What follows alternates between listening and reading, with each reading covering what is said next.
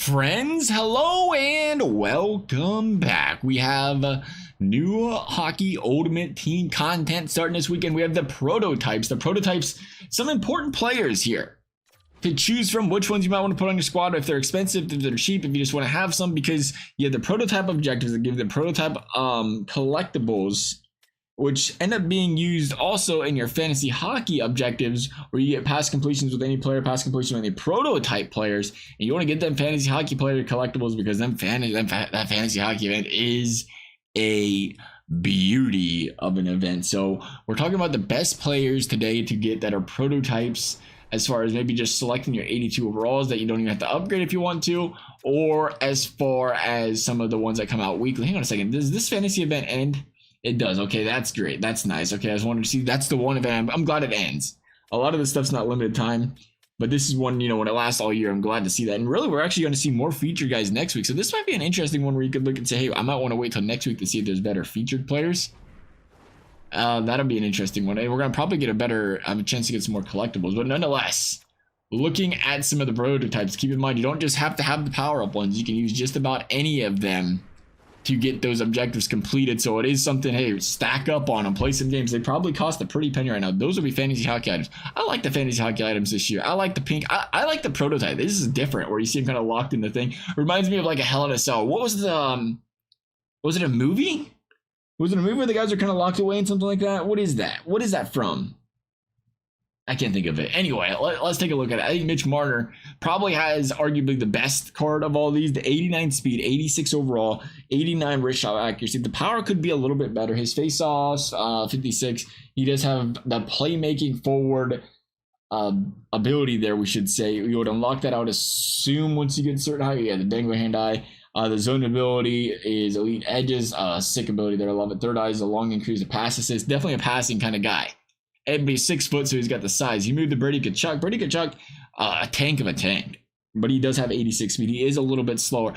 For so far in this game, it does feel like the bigger guy's a little bit slower, a little bit clunkier in this game. So you do want to go with the speed. I do like Brady Tkachuk. I just don't like the shot. I don't like the speed in this case. I think he needs to be high overall for a card that you want to really work towards. Again, if you want to use Brady Tkachuk, go after it. Use your favorite players. Don't let that slow you down. But I do feel like Brady Tkachuk's one of those guys, just based on his size, based on his speed, based on his shot. I'd be avoiding him in this case. Nico Hischier might actually have a better card, now that I bring it up, than Mitch Marner. Nico Hischier's also got the 89 speed. You can get him to the 89 speed without getting him to the 86 overall. He's got really similar shots statistics, but more importantly, he's got some face-offs. 89 draws. Nico has been solid in the dot. He's going to get a +3 to those draws. He's going to be one of the best centers in the game from winning a draw standpoint. And boy, is it important to get possession in this game. There are so many players, low 80s in the face-offs. And to get a guy right off the bat like Nico Hischier that can dominate in the circle, I think I'm leaning Nico over Mitch Marner right now. Moving over to Devin Tays, the defenseman. Devin Tays, 88 on his speed, 82 wrist shot accuracy, wrist shot power. I like Devin Tays, actually. Devin Tays, if you was going to go for a defenseman, Devin Tays is a great option. I just see my problem is right now, I'm getting defensemen left and right. My whole team's defense. Every time I do a power-up thing, it's a defender. It's a reroll, it's a defender. So we're kind of avoiding that. If you're weak defense and you're looking for defense, Devin Tays is a great one. He's a good long game play, I think, here as well. But again, still leading Nico Hischier over everybody.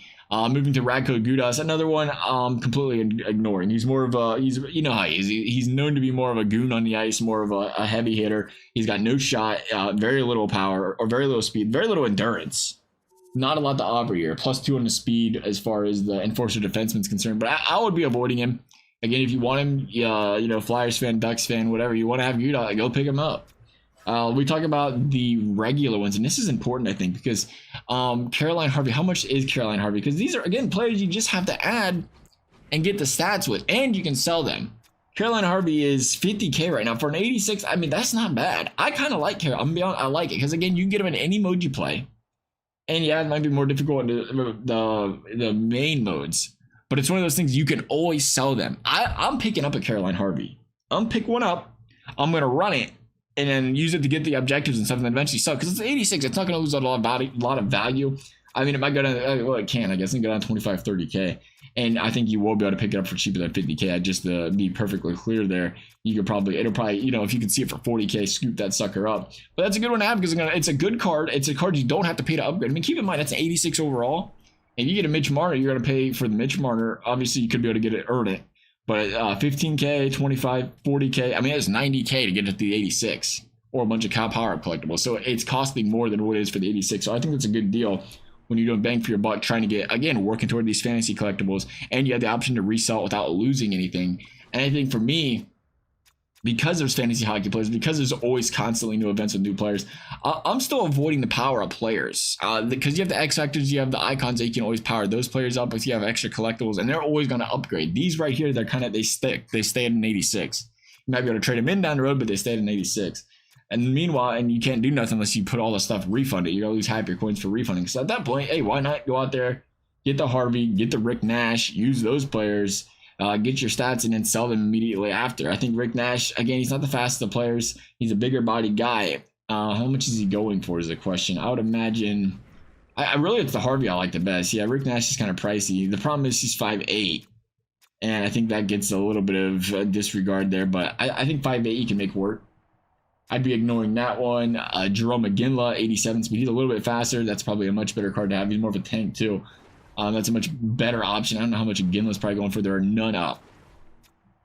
Joe Thornton's a little slower. But again, and then there's the lower overalls. Go ahead and pick them up. Pick up the 81, 80, 80. I mean, that's still a good for the fourth line. Get the shots, get the stats. Nothing wrong with that. But as far as the base ones are considered, I like the Harvey. If I was to pick two, I would take Harvey. I would take Nico. And I'd run with that. Hopefully you guys found this video helpful. As always, thank you guys for watching. We'll see you next time.